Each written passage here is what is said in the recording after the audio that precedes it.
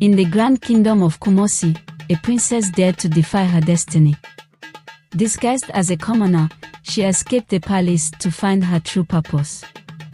But what happens when the one meant to bring peace becomes the spark of a rebellion? Join us as Princess Amara, now known as Mora, discovers the power of hope, the price of freedom, and the secrets that could change everything. Will she remain hidden, or will her true identity bring everything crashing down? Mora traveled far up north and found herself in a small, poor village called Beposo. The villagers were suspicious of outsiders, but Mora's genuine desire to help soon won them over. Mora's knowledge of herbs and basic medicine quickly became very important to the villagers. She spent her days taking care of the sick and injured, earning their trust and admiration. Despite the hardships, Mora found joy in her new life. She formed close bonds with the villagers, especially with an elderly healer named Nana Yaa, who took her under her wing. "You have a gift, my child. The villagers are lucky to have you," she said with a warm smile. "I only wish to help and learn, Nana Yaa." "There's so much I don't know," Mora replied, her eyes filled with determination. As days turned into weeks, Mora became known as the village nurse. She found a sense of purpose and belonging she had never experienced in the palace. But even in this newfound happiness, Mora could not ignore the growing unrest in the northern territories. Rumors of rebellion against the king's high taxes and the nobles' greed reached Beposo, stirring the villagers' hopes for change. One evening, the tension reached a boiling point. Mora was called to treat a young boy who had been injured during a violent clash with the king's soldiers. The sight of the boy's injuries ignited a fire within her. "This cannot continue. I must do something to help these people fight for their freedom," she thought, her resolve hardening. That same evening, as the sun dipped below the horizon, a group of strangers arrived in Beposo. They brought news of the rebellion, seeking support from the villagers. Mora listened carefully as the leader of the group, a charismatic man named Kwame, spoke of their cause.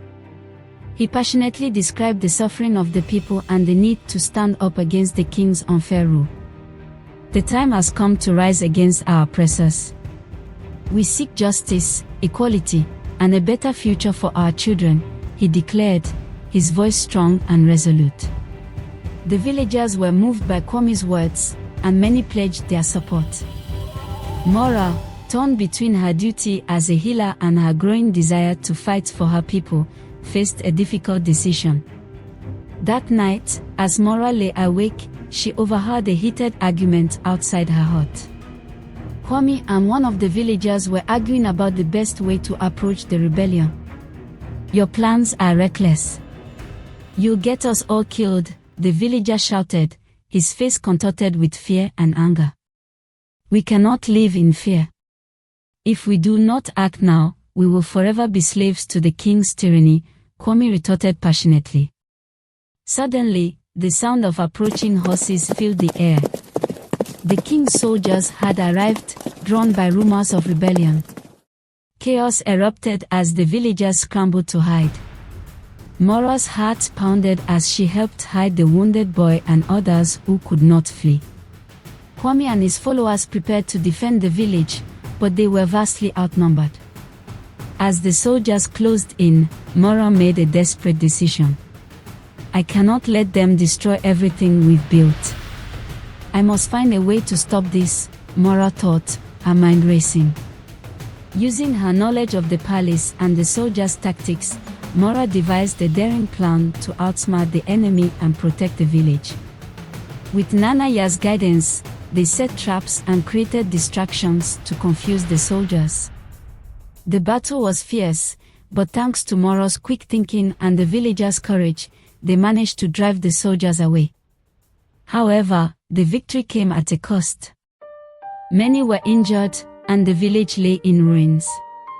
As the dust settled, Kwame approached Mora, gratitude and respect in his eyes. "Your bravery saved us tonight.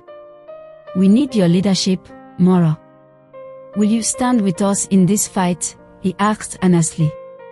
Mora looked around at the weary but hopeful faces of the villagers.